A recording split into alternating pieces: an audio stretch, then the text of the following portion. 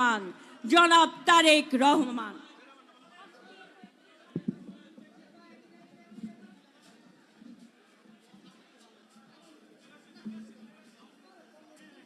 বিসমিল্লাহির রহমানির রহিম।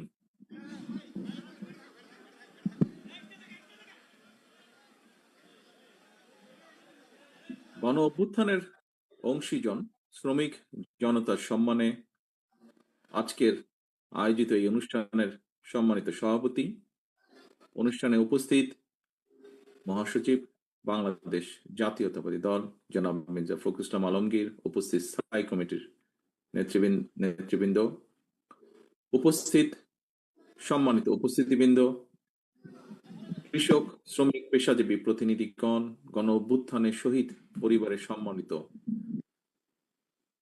সদস্যগণ, গণ অভ্যুত্থানে আহত সাহসী বন্ধুগণ, আলোচক বৃন্দ এবং এই অনুষ্ঠানে উপস্থিত সকল উপস্থিতি এবং শ্রোতাবৃন্দ, আসসালামু আলাইকুম। এতক্ষণ পর্যন্ত যারা বক্তব্য রেখেছেন, আপনাদের সবার বক্তব্যে গণ অভ্যুত্থানের সময় নৃশংসতা এবং এর আগে পরের পরিস্থিতি, গণ অভ্যুত্থানে বীর জনগণের আত্মত্যাগ, সন্তান স্বজনহারা পরিবারগুলোর আশা নিরাশা এবং দেশের বর্তমান সার্বিক পরিস্থিতির একটি চিত্র উঠে এসেছে।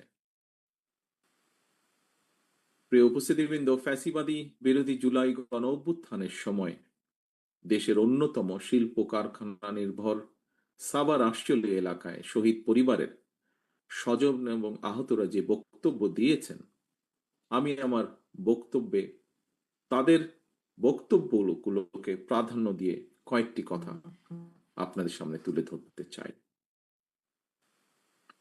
ফ্যাসিবাদের বিরুদ্ধে গত ১.৫ দশকের আন্দোলনের ধারাবাহিকতায় শেষ পর্যন্ত জুলাইয়ের গণ অভ্যুত্থানে হাজারো শহীদের প্রাণের বিনিময় স্বৈরাচার এই দেশ ছেড়ে পালিয়ে যেতে বাধ্য হয়েছে। জুলাইয়ের গণ অভ্যুত্থানের সবচেয়ে বেশি সংখ্যক শহীদ হয়েছেন কিন্তু শ্রমজীবী মানুষ। বিশেষ করে এই সাভার আশুলিয়ায় শ্রমিকদের উপরে গণহত্যা চালানো হয়েছিল। হত্যা করে শ্রমিকদের লাশগুলোকে পুড়িয়ে ফেলা হয়েছিল, মানুষের লাশগুলোকে পুড়িয়ে ফেলা হয়েছিল। লাশের সঙ্গে এমন বর্বরতা, লাশের সঙ্গে এমন নির্মমতা, মনে হয় কারবালার যে নৃশংসতা তাকেও বোধহয় হার মানিয়েছে।